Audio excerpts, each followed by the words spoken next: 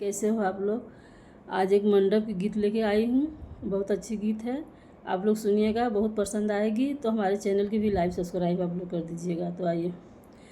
सुनीला बेटी का सासुर करना नौकरी जी, आज मंडप में देखब वो न करी कमाई जी, आज मंडप में देखब वो न करी कमाई जी।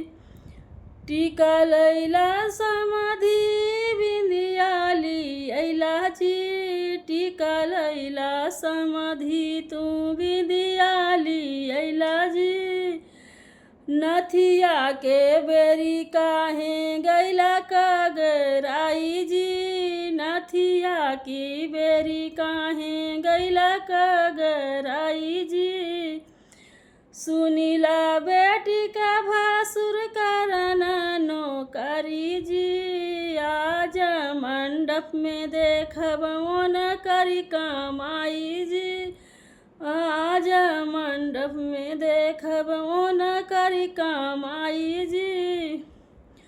सिकड़ी ली अइला भासुर ला किटली अइला जी, हरवा के बेरी काहे साइड का गिरैला जी, हरवा के बेरी काहे साइड का गिरैला जी।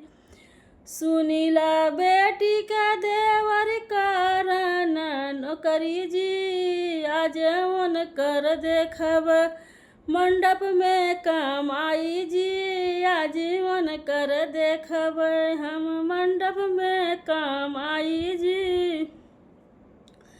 सड़िया लैला चुनरी लैला लहंगा के बेरी जी, लहंगा के बेरी देवरी काहे का गिरैला जी, लहंगा के बेरी देवरी काहे का गिरैला जी।